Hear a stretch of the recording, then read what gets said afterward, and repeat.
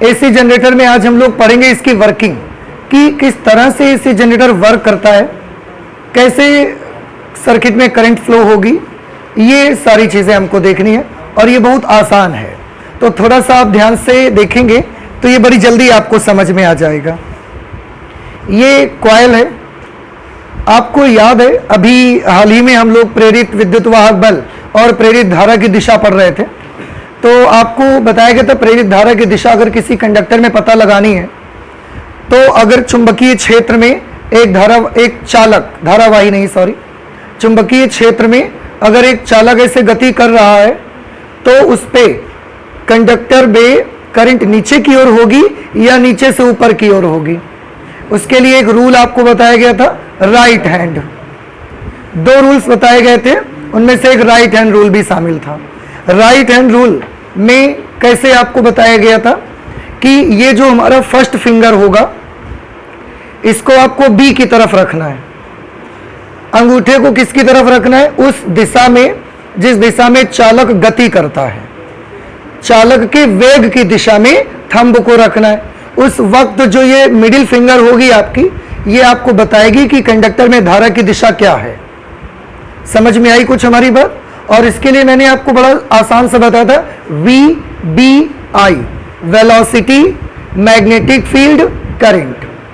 अगर आपने इसको B की तरफ और इसको V की तरफ कर दिया, V मतलब जिस दिशा में चालक चलेगा, गति करेगा, तो ये जो डायरेक्शन दिखाएगा ना आपको, उस दिशा में इसमें धारा उत्पन्न हो जाएगी, जिसको प्रेरित धारा आप बोलते हो। इसकी मदद से हम इस पे पता लगा सकते हैं। अभी जो फिगर फिलहाल आपके सामने बना हुआ है उसमें उसको देखकर कैसा महसूस हो रहा है आपको? आपको ऐसा लग रहा है कि ये एक कॉइल है और इस कॉइल में ये वाली जो भुजा है ये कहां जा रही है? अंदर की बाहर। कैसा लग रहा है आपको देख करके कि अंदर की ओर जा रही है और ये वाली साइड बाहर आ रही है। हम इसमें जब करंट की डायरेक्शन पता लगाएंगे ना, हम केवल एक साइड को लेंगे, एक भुजा लेंगे और उसी को पकड़ के उसकी डायरेक्शन देखेंगे। इसका कुछ नाम रखा था मेरे ख्याल से हमने, LMNO ऐसा रखा गया था, ठीक। अब आप एक चीज और याद है आपको कि कॉइल का जो ये वाला कंडक्टर है ये कौन से रिंग से जुड़ा हुआ है? इस वाले से कि इस वाले से? इससे जुड़ा हुआ है। और ये वाला कंडक्टर किससे जुड़ा है? इस वाले रिंग से जुड़ा हुआ है। ये भी आप याद रखिएगा। ये हमारा घर में हमने कुछ लगा के रखा है लोड इस पे, इसके दोनों तरफ हम कुछ मान लेते हैं। मान लिया एक साइड P है और एक तरफ क्या है? Q। थोड़ा ध्यान से देखिएगा, काफी इंटरेस्टिंग है ये। अभी अगर ये आपकी कॉइल है, इसको थोड़ी देर के लिए मान लेते हैं कि ये कॉइल है। इस कॉइल में एक तरफ व्हाइट पार्ट है और एक तरफ ब्लैक है। मैंने मान लिया मैं केवल इसी साइड को देखूंगा, केवल व्हाइट। ब्लैक वाली साइड पे वो अपने आप पता लग जाएगा। आप केवल इस भुजा में करंट के पता लगाइए, इसमें अपने आप आपको मालूम हो जाएगा। तो अभी ये साइड कहां जा रही है? अंदर की तरफ। समझ रहे? चुंबकीय क्षेत्र की दिशा किस तरफ है? ऐसा, नॉर्थ साउथ, ऐसे डायरेक्शन है। तो मैग्नेटिक फील्ड इस तरफ है और ये वाला कंडक्टर जो है वो किस तरफ जा रहा है? अंदर की तरफ या बाहर की तरफ? अंदर की तरफ। तो हम ये पता लगाएंगे कि इसमें करंट किस दिशा में आएगी। उसके लिए हमने क्या किया? फ्लेमिंग्स राइट हैंड रूल लिया और सबसे पहले मैंने क्या बताया, क्या करिए आप, इसको किसकी तरफ रखना है? B की तरफ। फिर थंब किसकी तरफ रखोगे? जिस दिशा में ये कंडक्टर जा रहा है। तो किस दिशा में जा रहा है बताओ? ऐसे था, ऐसे। तो ये व्हाइट वाला कंडक्टर किधर जा रहा है? अंदर की तरफ। तो थंब किस तरफ रखोगे? ये देखिए, दिखा आपको बेटा, ये हमने किसकी तरफ कर दिया? B। और ये देखिए थंब हमने किसकी तरफ कर दिया? अंदर की तरफ, क्योंकि अंदर की तरफ जा रहा है। तो हमारी ये जो मिडिल फिंगर है ना, मिडिल फिंगर, ये किस दिशा में आपको बता रही है कि करंट उत्पन्न हो जाएगी? नीचे की तरफ। समझ में आया? और ये व्हाइट वाली साइड, यहां पर कौन सी भुजा है? LM है कि NO है? NO। इसका मतलब जिस समय ये कॉइल ऐसे घूम रही होगी, अंदर की तरफ ये भुजा जा रही होगी, उस समय NO साइड में ऊपर से नीचे करंट आएगी या नीचे से ऊपर आएगी? नीचे से ऊपर, ऊपर से नीचे। देखो ना, हाथ सेट कर दिया मैंने, तो ये उंगली हमको किस तरफ दिखाती है? ऊपर से नीचे। तो इस भुजा में करंट की डायरेक्शन क्या हो जाएगी? ऊपर से नीचे की तरफ। अब मैंने आपको बताया था कि केवल एक भुजा देखिए, दूसरे में अपने आप पता लग जाएगा। कैसे? थोड़ा ध्यान से देखिए। N से O तक आई करंट, फिर O से किधर आएगी? यहां पर आएगी, यहां से यहां आएगी, यहां तक आएगी या नीचे तक चली जाएगी? नीचे तक चली जाएगी, क्योंकि इसका कनेक्शन इस पे नहीं है, इसका कनेक्शन हमने नीचे इस वाले रिंग पे दिया हुआ है। तो ये नीचे तक करंट चली जाएगी, रिंग इसमें आ जाएगी। मैं इसको मान लेता हूं this is slip ring R1 और स्लिप रिंग R2। तो करंट यहां से ऐसे आई, ऐसे गई, रिंग R2 पे चली गई। ब्रश के जरिए से ये यहां पर आएगी और हमारे घर में जो लोड हमने लगाया है उस पे करंट किस डायरेक्शन पे फ्लो होगी? Q से P की तरफ या P से Q की तरफ? Q से P, उधर से आ रही है ना, तो Q से P की तरफ करंट आ जाएगी। यहां पर आई, इसके बाद इस पे गई, ब्रश इस पे गई, R1 रिंग पे गई। R1 रिंग किससे कनेक्टेड है? इससे। यहां पर आ गई और देखो इस भुजा में करंट किस दिशा में जा रही है? ऊपर। और इसमें ऐसे, ये करंट की डायरेक्शन बन गई। देखो, तो हमारे घर में हमने जो सर्किट लगाया है, जो हमने लोड लगा के रखा है, उसमें करंट Q से P की ओर फ्लो हो रही है। इतना समझ आया? अब थोड़ा ध्यान से देखो, लेकिन ये कितनी देर होगा? ऐसे अगर कॉइल है तो जब ये अंदर की तरफ ऐसे जा रही होगी उस समय की बात है ना। अब आधा चक्कर इसका लग गया, अब आधे चक्कर के बाद ये ऐसे होगी, तो देखो यही व्हाइट पार्ट अब आपकी तरफ आ रहा है। पहले देखो, देखो ध्यान से, पहले ये किस तरफ जा रहा है? अंदर की तरफ। अब ये व्हाइट पार्ट बाहर की तरफ आ रहा है। तो मैं दूसरी भुजा को नहीं देखता, मैं इसी साइड को देखूंगा। आधे चक्कर जब लगा लेगी, आधे चक्कर के बाद यही भुजा NO जो है ना, ये बाहर आना स्टार्ट हो जाएगी। फिर से अपने राइट हैंड को सेट करिए आप और इसको B की तरफ करिए। थंब को किस तरफ करना है? जिस दिशा में NO कंडक्टर चल रहा है। तो किस तरफ चल रहा है? बाहर की तरफ या अंदर की तरफ? बाहर की तरफ। तो ये हमने ऐसा कर दिया। देखो, अब ये वाली फिंगर हमारी जो फर्स्ट फिंगर है ये B की तरफ है, ये थंब कंडक्टर ऐसे चल के आ रहा है बाहर। अब ये वाली जो मिडिल फिंगर है वो आपको किस दिशा में इशारा कर रही है? ऊपर की ओर। इसका मतलब अब उसी कंडक्टर में देखो, जिस कंडक्टर में आधे चक्कर तक करंट किस तरफ गई थी? नीचे की तरफ गई थी। अब उसी कंडक्टर में करंट ने अपनी दिशा बदल ली, अब इसमें नीचे से ऊपर जाने लगी उसी में। इसीलिए मैं दूसरे कंडक्टर को बोल ही नहीं रहा हूं कि आप इसको देखिए, अदरवाइज आप कंफ्यूज हो जाओगे फिर।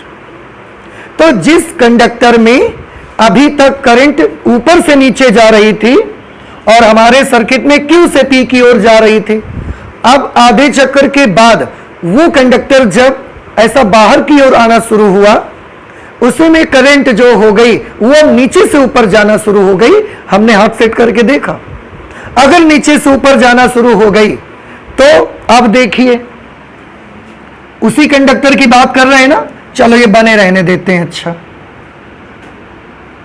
ऐसे बने रहने दो। अब उसी वाले कंडक्टर पे, उसी कंडक्टर पे मतलब NO पे ही, भले ये चित्र में अभी पलट के बाहर नहीं आ रहा है पर थोड़ी देर बाद आएगा।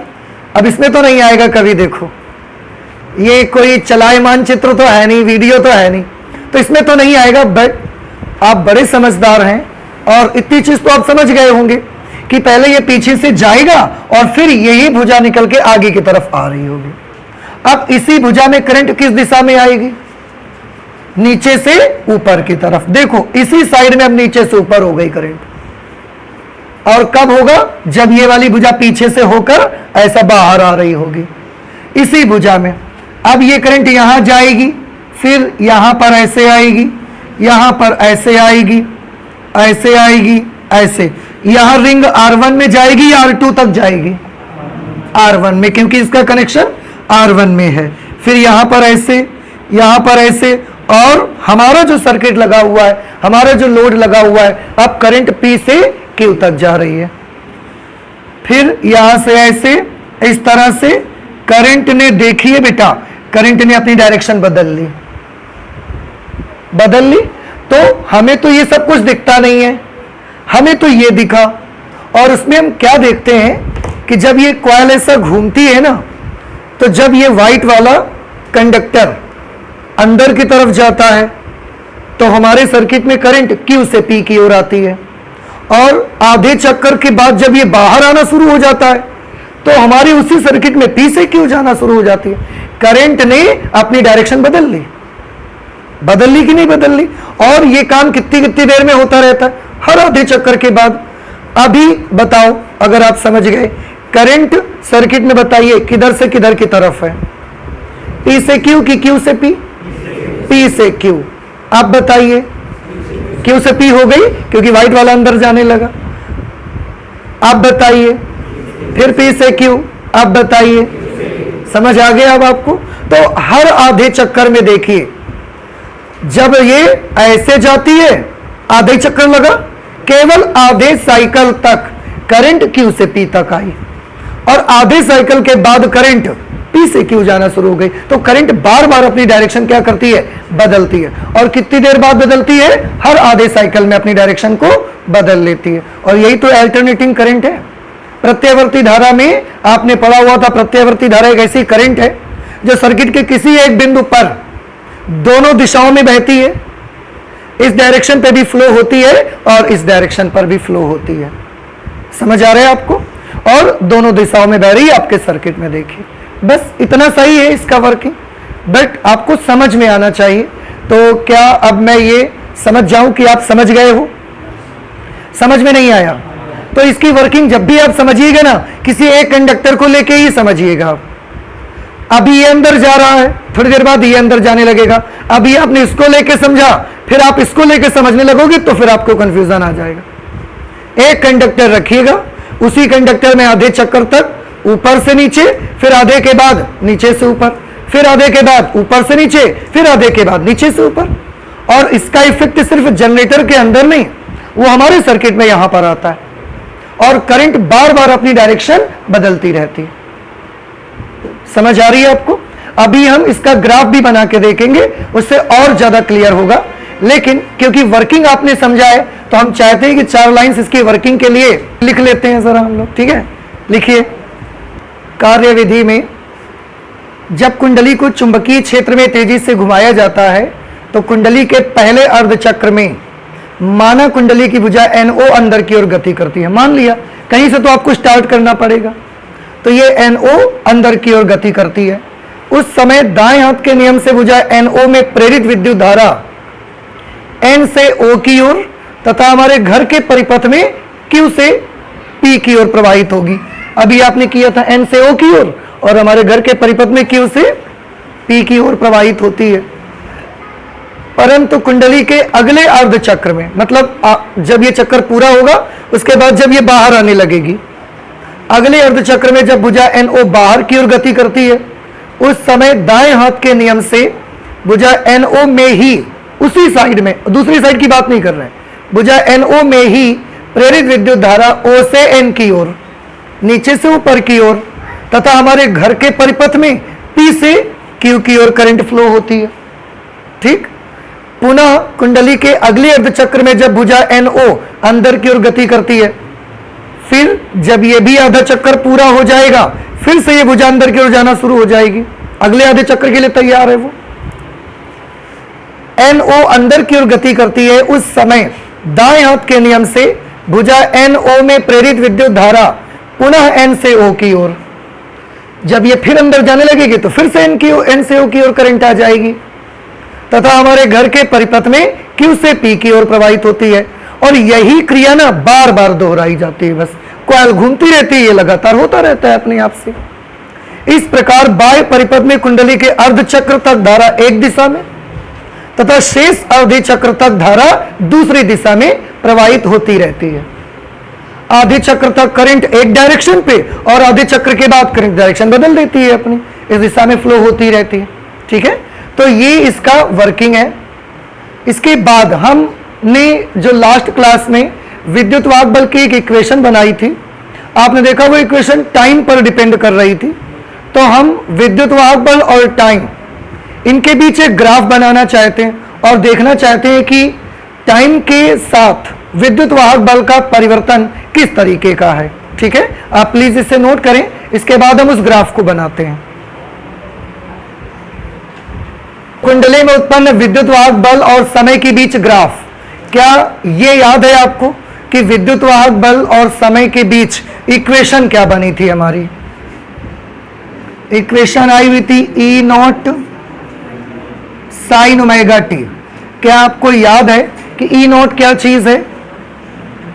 कुंडली में उत्पन्न प्रेरित विद्युत वाहक बल का अधिकतम मान, कुंडली में उत्पन्न प्रेरित विद्युत वाहक बल का शिखर मान, इसको हम पीक वैल्यू ऑफ ईएमएफ बोलते हैं, सबसे मैक्सिमम वैल्यू। और ओमेगा क्या चीज है? कॉइल का कोणीय वेग, टी एनी टाइम। आपको मालूम है कि ओमेगा का एक फॉर्मूला होता है आवर्तकाल के पदों में, omega is equal to 2 pi by T. अगर कॉइल को पूरा एक चक्कर घूमने में कैपिटल टी टाइम लगता है तो ओमेगा की वैल्यू 2 पाई बाई टी आएगी। इसको यहां पर रख दीजिए। Therefore E is equal to E naught sine 2 pi by T, और इसकी जगह पर क्या लिख देंगे? टी लिख देंगे। ठीक है, ये हमारी इक्वेशन बनी। अब इसकी हेल्प से अलग अलग टाइम पर हम इसके लिए पहले पॉइंट्स देखेंगे क्या होंगे और उसके बाद ग्राफ बनाएंगे। इसके लिए मैं एक काम कर लेता हूं, ग्राफ आपने क्लास 10th पे बनाने सीखे हुए हैं, है ना? और ग्राफ कैसे बनाया जाता है, अगर मैं टाइम और इलेक्ट्रोमोटिव फोर्स के बीच ग्राफ बनाने चलूंगा तो मुझे क्या करना पड़ेगा?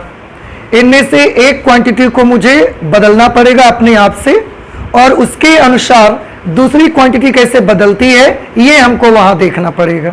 तो यहां पर हम किसको बदलेंगे? समय को, क्योंकि समय पर आपका जोर नहीं है, समय तो अपने हिसाब से ही बदलेगा। हम ये मान लेते हैं और एक टेबल भी बना लेंगे। देखो बेटा, यहां पर हम एक टेबल भी बना लेंगे और उसको देखकर ही फिर हम ग्राफ बना देंगे। देखिए, सबसे पहले मैं यहां पर ले लूंगा टाइम, अलग अलग समय लेकर हम उसकी टेबल बना देंगे। फिर यहां पर हम वैल्यू लेंगे sine 2 pi by T into small T की वैल्यू यहां लिख देंगे, और यहां पर हम किसकी वैल्यू लिख देंगे? विद्युत वाहक बल जितना प्रेरित होगा उसका, बस। और हमें टी और ई के बीच ग्राफ बनाना है। तो आप सोचोगे फिर इसको क्यों लिखा है? आपके कैलकुलेशन को थोड़ा इजी करने के लिए। ठीक है, अच्छा, कॉइल जब पूरा एक चक्कर घूमेगी, थोड़ा ध्यान से देखिएगा।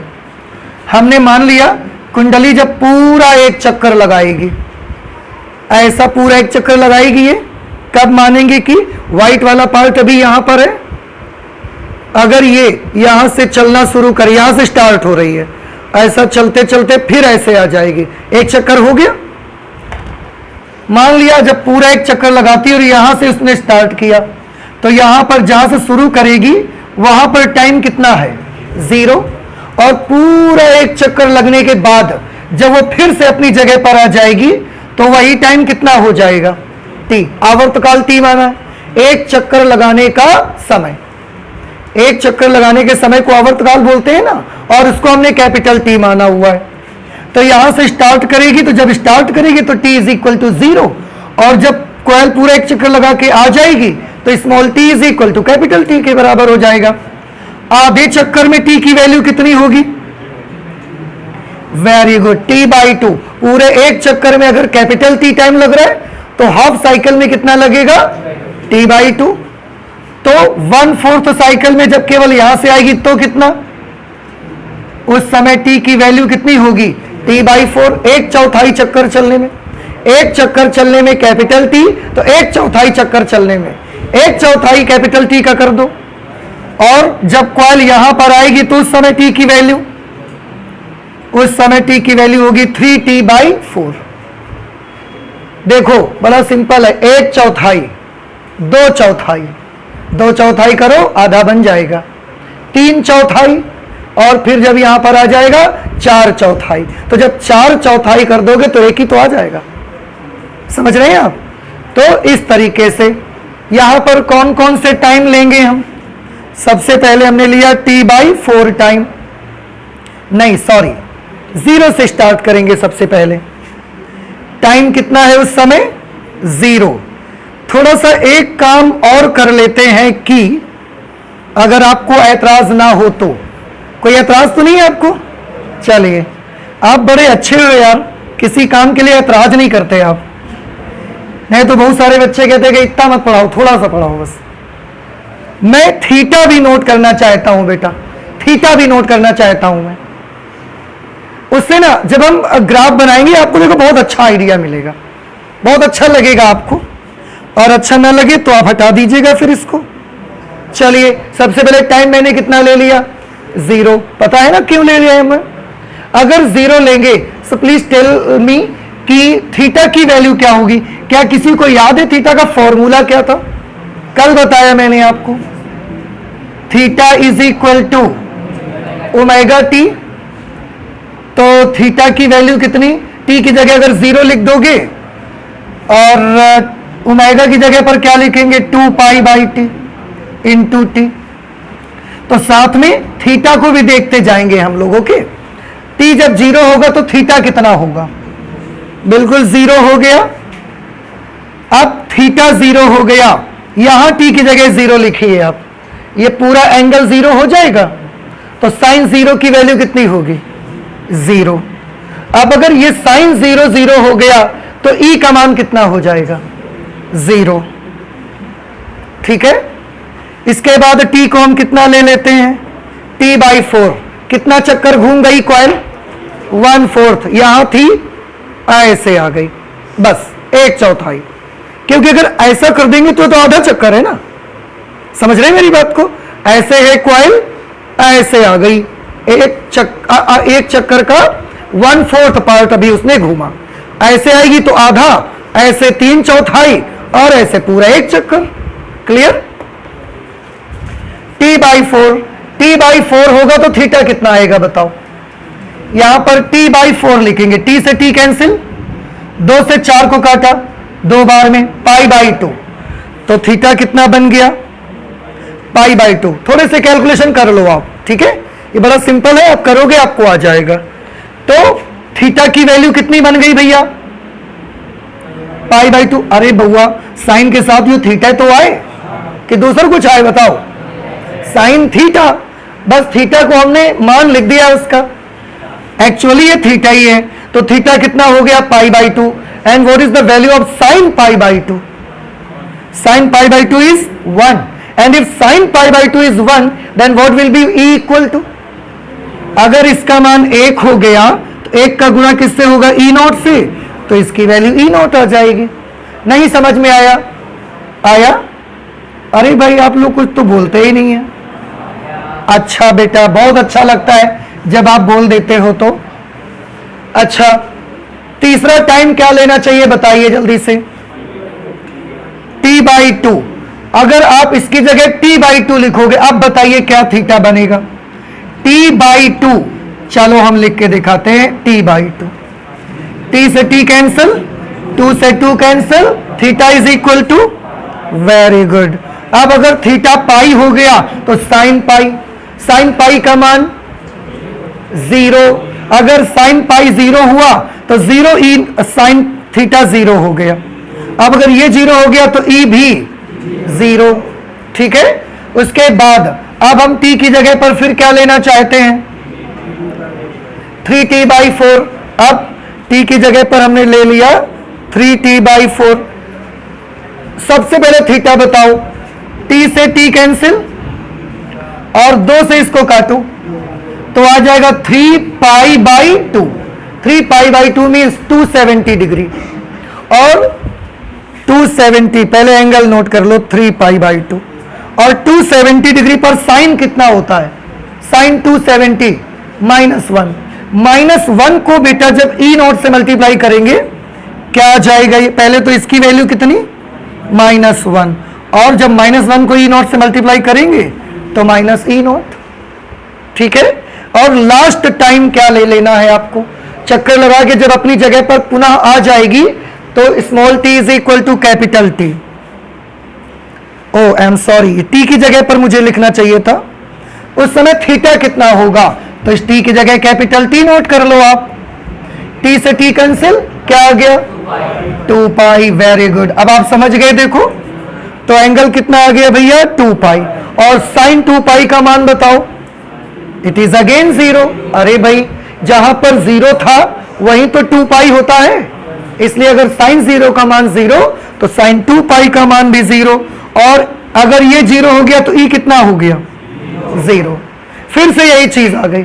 अब अगर आगे और बनाओगे ना आप तो आप समझ गए क्या आएगा। अगर एक टाइम भी आगे ले लेते हैं आप, 3t/4 4t/4 लिया, 5t/4 अगर लेंगे तो क्या आएगा? 0 के बाद क्या आ जाएगा? प्लस ई नॉट आ जाएगा। फिर 6t/4 ले लेंगे तो क्या आएगा? फिर 0। फिर 7t/4 ले लेंगे तो, फिर 8t/4 ले लेंगे, फिर 9t/4 ले लेंगे। हल्लो 0 के बाद 0 कहीं आई, 0 के बाद प्लस ई नॉट आएगा। समझ आ रहे हैं अभी? तो जैसे जैसे ये 0, ये समझो कि यही वाला 0 है, इस तरीके से ये वैल्यू अपनी चेंज कर रहा है। अब हम इसको ग्राफ में उतारना चाहते हैं थोड़ा सा, इसे मैं साफ कर दूं। ये समझ गए ना? इसको मैंने केवल इसलिए बनाया ताकि आप उसका चक्कर तो समझ सके। इसको हम हटा देते हैं,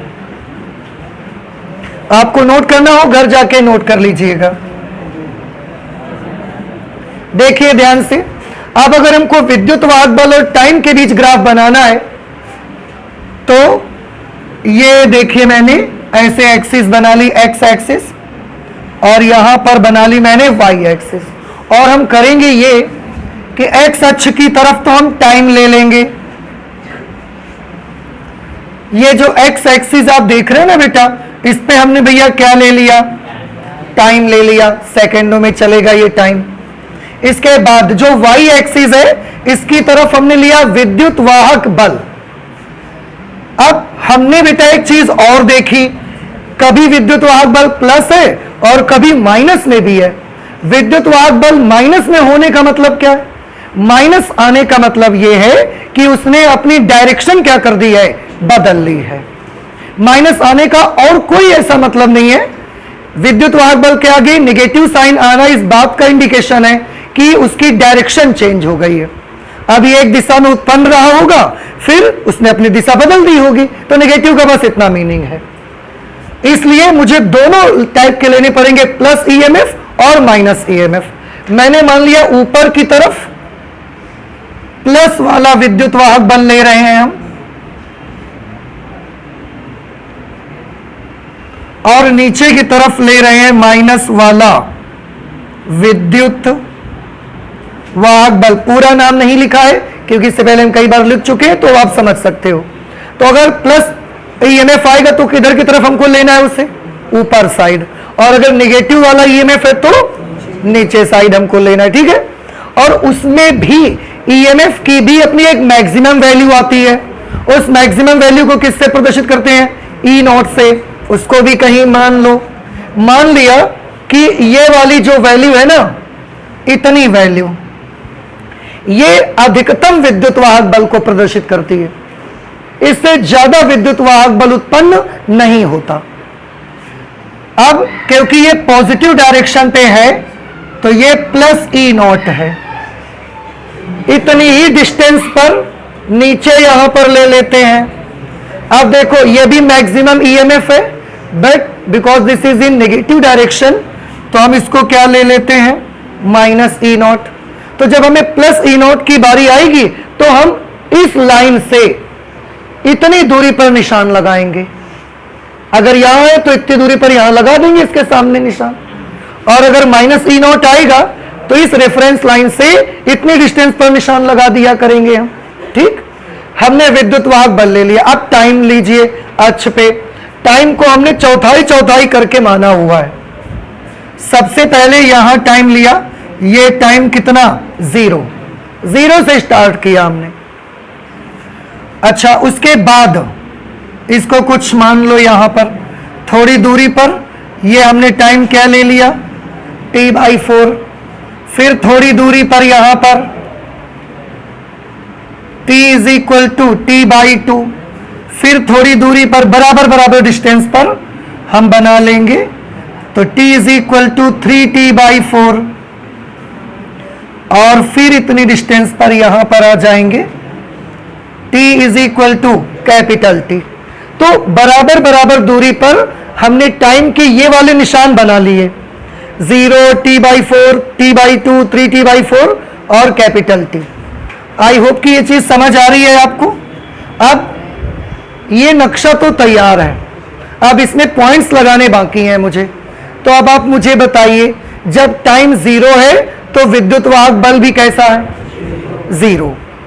ध्यान से सभी लोग देखो, टाइम 0 है तो विद्युत वाहक बल भी। अब बताओ, टाइम 0 के लिए तो हम यहां पर आ गए, विद्युत वाहक बल 0 होने के लिए मुझे ऊपर की तरफ जाना पड़ेगा कि नीचे की तरफ, नीचे की तरफ जाना पड़ेगा। विद्युत वाहक बल 0 चाहते हैं, आप ऊपर की तरफ चलोगे तो भी विद्युत वाहक बल बढ़ेगा, आप नीचे की तरफ जाओगे तो भी विद्युत वाहक बल बढ़ेगा, डायरेक्शन केवल अलग हो जाएगी। इस जगह पर, इस लाइन पर विद्युत वाहक बल 0 रहेगा। तो टाइम 0 होने पर विद्युत वाहक बल भी 0 है, आपको कहीं जाने की जरूरत नहीं, यही निशान लगाओ आप। समझ आ रहा है? क्योंकि अगर आप थोड़ा सा भी ऊपर निशान लगाओगे, इसका मतलब पॉजिटिव डायरेक्शन पर विद्युत वाहक बल पर निशान लगाओगे, ना ऊपर जाएंगे ना नीचे, 0 है ना, इसलिए कहीं नहीं जाना आपको। जब टाइम t/4 है तो कितना विद्युत वाहक बल, +E0। टाइम t/4 है तो +E0 के बराबर EMF। अब ऊपर की तरफ जाना चाहिए, नीचे की तरफ, या इसी लाइन पर मुझे बने रहना चाहिए। हाँ, अगर इसी लाइन पर बने रहे, इसका मतलब विद्युत वाहक बल 0, पर 0 नहीं है, +E0 है। और +E0 इस लाइन से इतनी हाइट पर जाने पर मिलता है मुझे, तो इस लाइन से हम इतनी हाइट पर चले जाएंगे। इसके ठीक सामने और इसके ठीक सामने यहां पर हमने निशान लगा दिया। यह समझ आ रहा है आपको? इसके बाद t/2 पर देखिए, t/2 पर विद्युत वाहक बल, बाकी सब भूल जाओ, t/2 पर विद्युत वाहक बल 0, विद्युत वाहक बल 0। आप बताओ, t/2 पर अगर इलेक्ट्रोमोटिव फोर्स 0 है तो क्या मुझे ऊपर जाना चाहिए, मुझे इस लाइन से नीचे जाना चाहिए, या इसी लाइन पर बने रहना चाहिए? Very good. क्यों? क्योंकि इस लाइन पर रहोगे तो विद्युत वाहक बल 0 रहेगा। तो t/2 पर इसी लाइन पर बने रहना चाहिए हमको। 3t/4 पर बताइए विद्युत वाहक बल कितना है, -E0। ये 3t/4 है, -E0 कहां पर है, उसके लिए ऊपर जाएंगे, नीचे की तरफ चलेंगे, या इसी लाइन पर बने रहेंगे, नीचे की ओर जाना पड़ेगा। और ये है E0 की वैल्यू इतनी बड़ी, तो इतनी दूरी पर आना पड़ेगा आपको। यहां से इतनी दूरी पर हमको ये निशान हम लगा देंगे।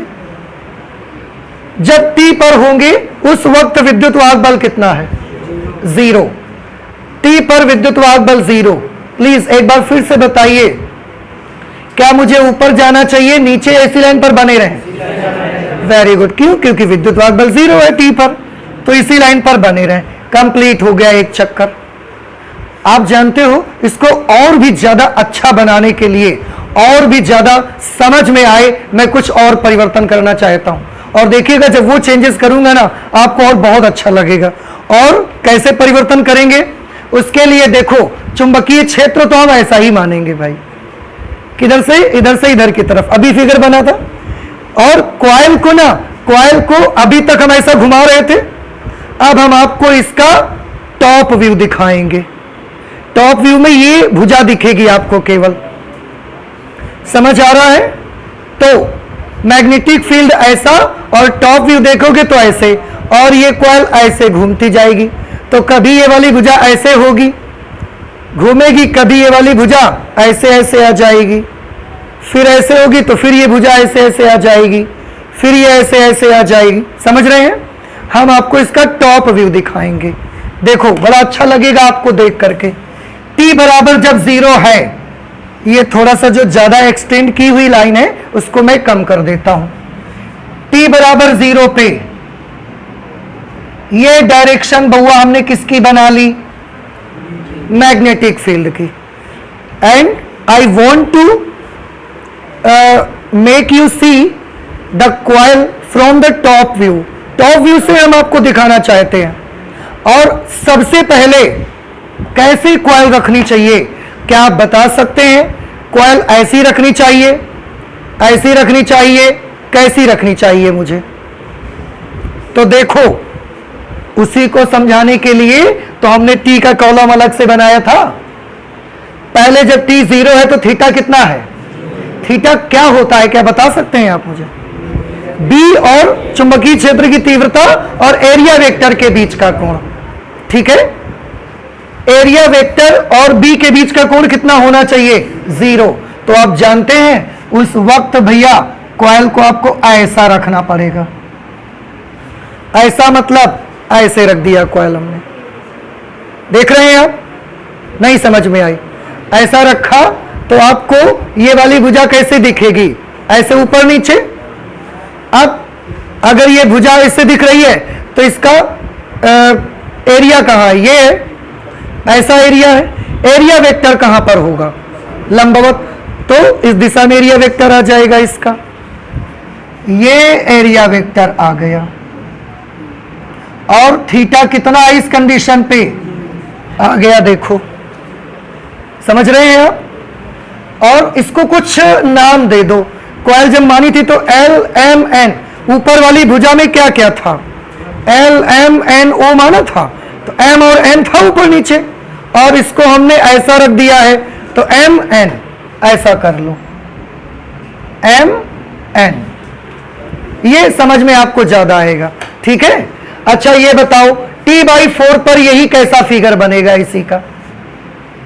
ये तो बउआ हमने बना दिया मैग्नेटिक फील्ड।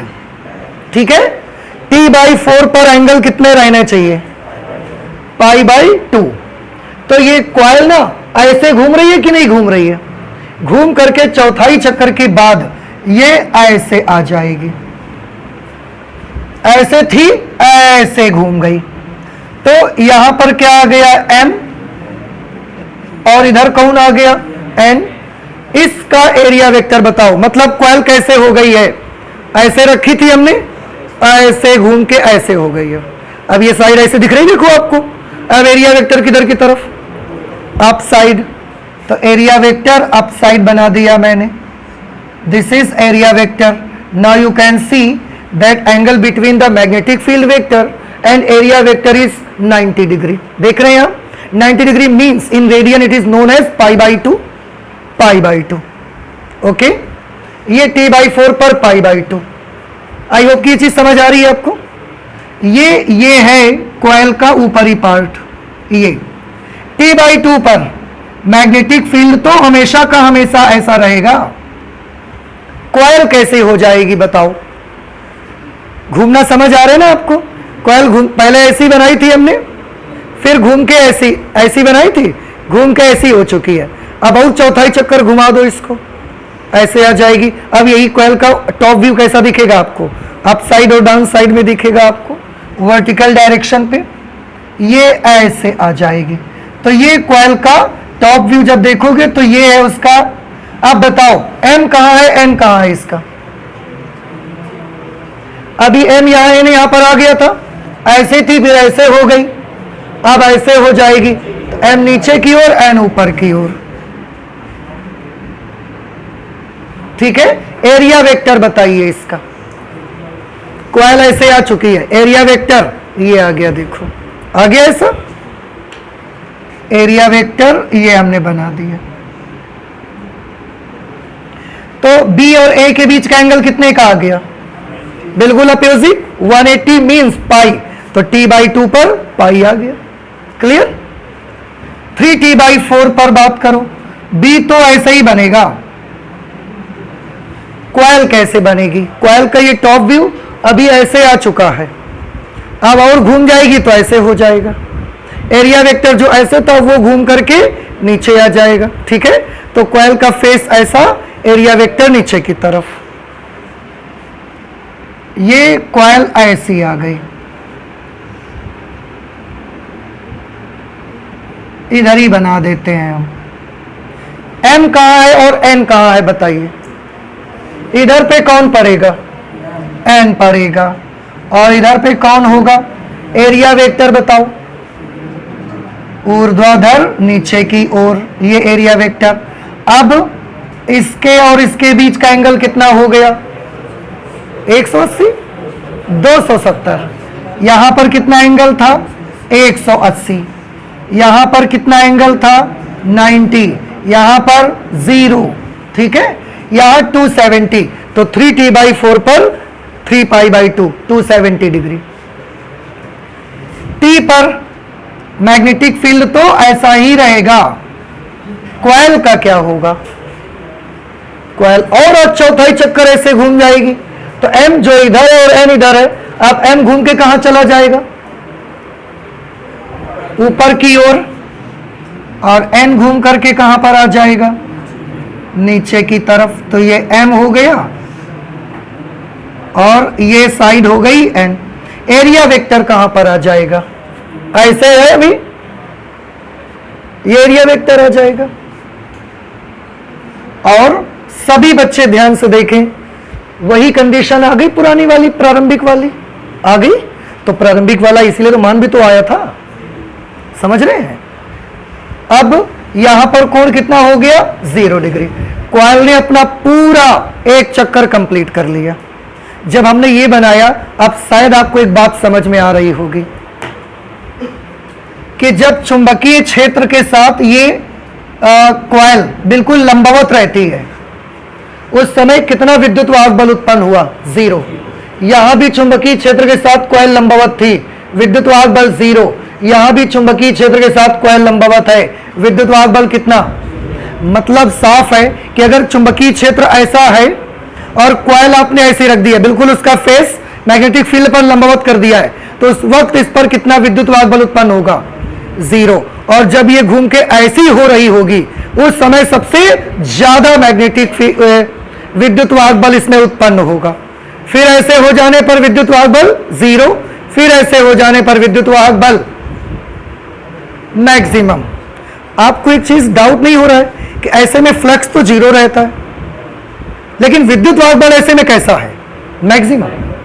ऐसे में फ्लक्स कैसा होता है, मैक्सिमम, पर विद्युत वाहक बल कैसा है, 0। सोचिए थोड़ा सा, अभी दिमाग पे जोर डालिए, ये बात आपको याद आएगी।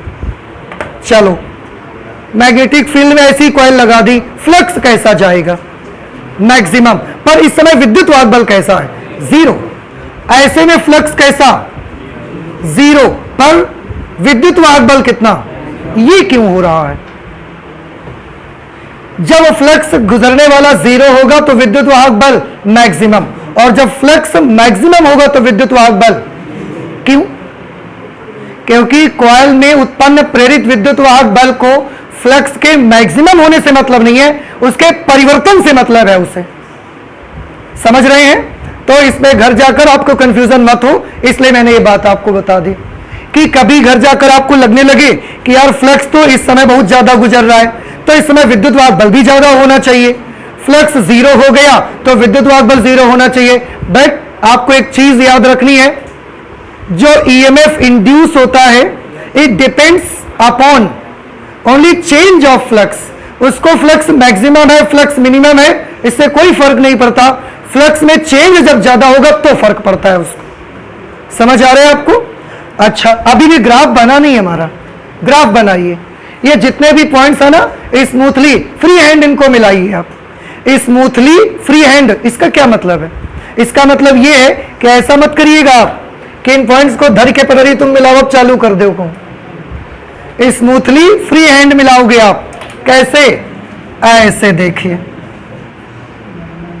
और अब आप सोचोगे अब ऐसा क्यों करवा रहे हो, तो ऐसा हम इसलिए करवा रहे हैं, यहां से और यहां तक क्या केवल 2 ही पॉइंट पड़ते हैं, असंख्य बिंदु हैं, तो क्या असंख्य बिंदुओं पर आपने ईएमएफ निकाला है, तो फिर आप स्मूथली मिलाओ।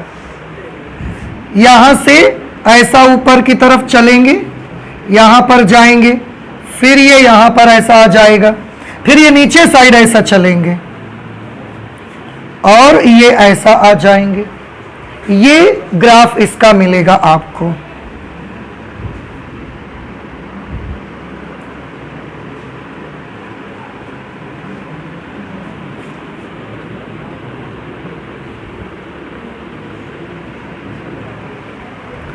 ये है विद्युत वाहक बल और समय के बीच का ग्राफ। ये है विद्युत वाहक बल की मैक्सिमम वैल्यू पॉजिटिव डायरेक्शन पे। ये है विद्युत वाहक बल की मैक्सिमम वैल्यू नेगेटिव डायरेक्शन पे। और अब आप ग्राफ को ध्यान से देखिए और समझने की कोशिश करिए। थोड़ी सी बातें मैं इसमें आपको दिखाना चाहता हूं, आप गौर से देख लीजिए। जैसे जैसे टाइम बीतता जाता है, आप इस अक्ष पे चलोगे मतलब टाइम बीत रहा है। जैसे जैसे बेटा टाइम बीतते जाता है, क्या होगा? जब टाइम जीरो है तो विद्युत वाहक बल भी कैसा है? जीरो।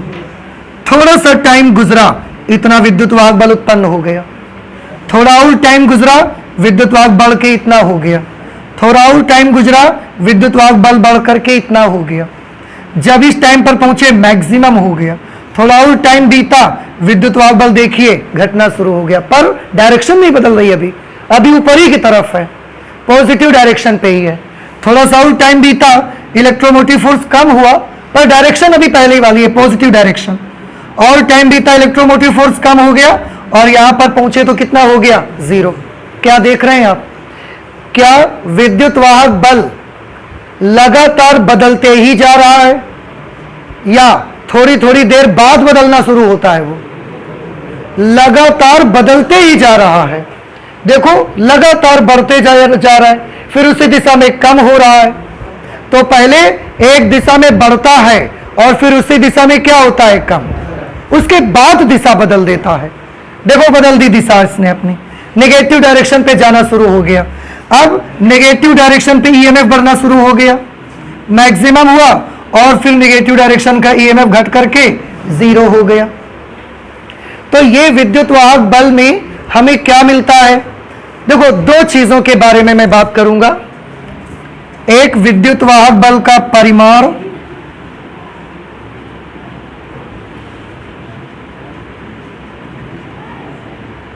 और दूसरा विद्युत वाहक बल की दिशा के बारे में बात करेंगे। ठीक है, अच्छा बताओ परिमाण बदलता है कि दिशा बदलती है या दोनों बदलते हैं? बदलते तो दोनों हैं भाई, ग्राफ से पता लग रहा है। बस फर्क इतना है कि जो परिमाण है ना वो लगातार बदल रहा है, रुक ही नहीं रहा है। आप थोड़ा थोड़ा दूर चले जाओ बदल ही जाता है, थोड़ा सा भी टाइम बिता दो बदल ही जाएगा। तो जो परिमाण है वो लगातार बदलता है, निरंतर परिवर्तित होता है। ठीक है, डायरेक्शन की बात करिए। डायरेक्शन क्या होती है? 0 से t/2 टाइम तक एक दिशा में रहता है और फिर t/2 टाइम से t तक एक दूसरी दिशा में रहता है। इसका मतलब है दिशा लगातार नहीं बदल रही। देखो डायरेक्शन विद्युत वाहक बल की लगातार नहीं बदलती, दिशा अपने आप को एक चक्कर में केवल 2 ही बार बदलती है बस। एक बार जब ये कॉइल की भुजा अंदर जा रही होगी, दूसरी बार कॉइल की भुजा जब ये बाहर आ रही होगी, बस। तो परिमाण कैसे बदलता है विद्युत वाहक बल का? कॉन्टिन्यूअसली, लगातार, बिना रुके, अनवरत रूप से निरंतर चेंज होता है। लेकिन डायरेक्शन कैसी चेंज होती है? डायरेक्शन चेंज होने में निरंतर चेंज नहीं हो रही है, थोड़ा टाइम लेती है, उस टाइम के एक निश्चित समय के बाद बदल जाती है। 0 से t/2 टाइम तक पॉजिटिव डायरेक्शन, फिर t/2 से t तक नेगेटिव डायरेक्शन, फिर आगे आधे चक्र में पॉजिटिव डायरेक्शन, फिर आधे चक्र में नेगेटिव डायरेक्शन। तो दिशा जो है वो आवर्ती रूप से बदल रही है, पीरियोडिकली चेंज हो रही है, वो लगातार बदल नहीं रही है। ये दो खास चीजें मुझे इस पे दिख रही हैं। तो दिशा कैसी बदल रही है? आवर्ती रूप से। ये डायरेक्शन का चेंज है। तो दोनों प्रकार के चेंजेस आपको याद रखने हैं कि जनरेटर में जो ईएमएफ डेवलप होता है, इंड्यूस होता है, उस ईएमएफ का परिमाण तो लगातार बदलता रहता है, पर दिशा क्या लगातार बदलती है? नहीं। आप ये बताओ, हमने लिख दिया कि आप समझ पाए हो, समझ गए हो ना? भाई बेटा देखो ना, परिमाण तो आप थोड़ा सा भी टाइम बिता दो ना, परिमाण तो बदल ही जा रहा है ना। लेकिन दिशा के लिए क्या हो रहा है? आधे चक्र तक एक तरफ और आधे चक्र तक, तो दिशा आधे आधे चक्र के बाद ही बदलती है, दिशा लगातार बदलती नहीं है। तो जो परिमाण है वो निरंतर परिवर्तित होता है, पर जो दिशा है वो आवर्ती रूप से परिवर्तित होती है, पीरियोडिकली चेंज होता है। मैग्नीट्यूड कॉन्टिन्यूअसली,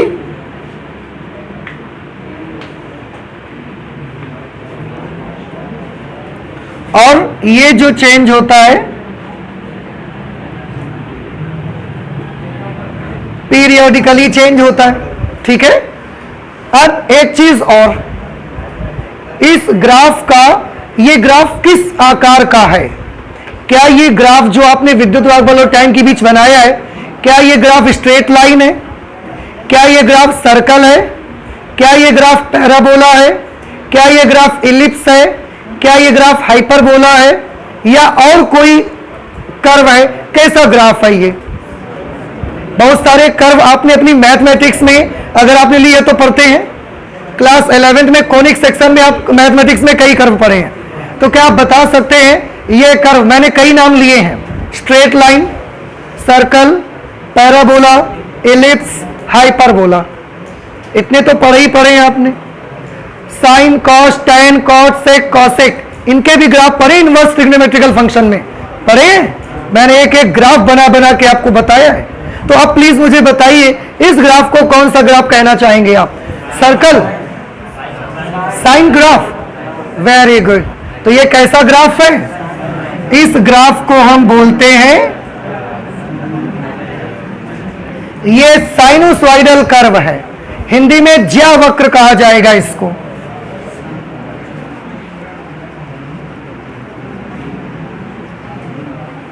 तो विद्युत वाहक बल जो कुंडली में प्रेरित होगा वो ज्यावक्रीय होगा, और ज्यावक्रीय होगा मतलब ये वाला ग्राफ। और वैसे भी पता लग रहा है क्योंकि इक्वेशन में कौन आ रहा है? साइन आ रहा है।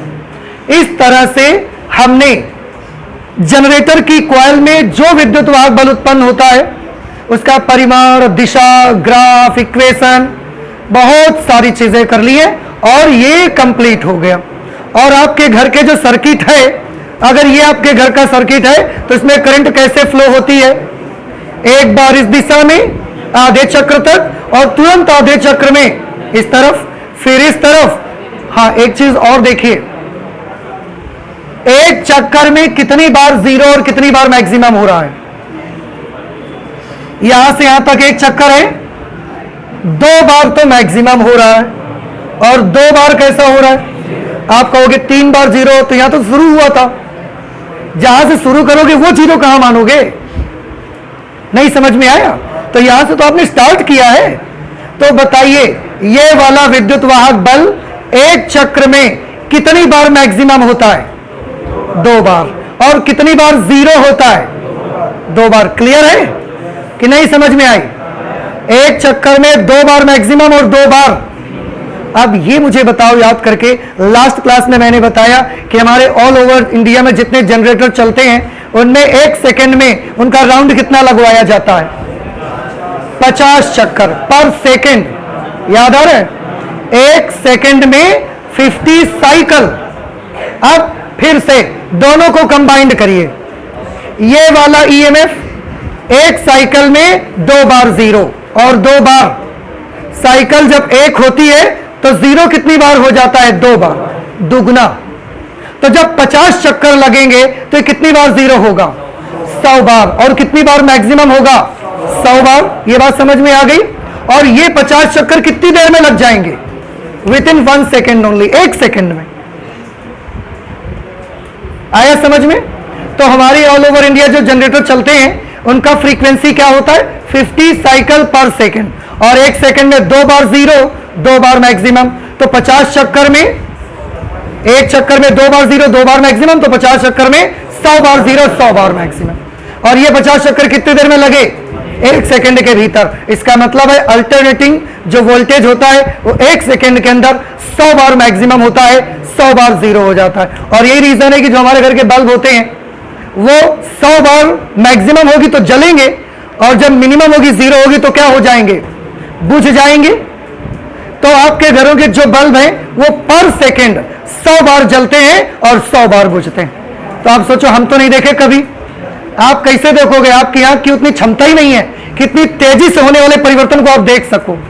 आपकी आंखों में दृष्टि निर्बंधता है, due to persistence of our eye हम इसको देख नहीं पाते कभी, अदरवाइज ये होता है, सामने दिख रहा है, कैलकुलेशन बताते हैं हमारे, ठीक है। तो इसको बोलते हैं अल्टरनेटिंग ईएमएफ। और ये जो जनरेटर आपने पढ़ा, अल्टरनेटिंग जनरेटर, करंट जनरेटर है, एसी जनरेटर, इस प्रकार का विद्युत वाहक बल आता है, ग्राफ साइनोसॉइडल होता है, and there are a lot of things related to AC generator you have studied.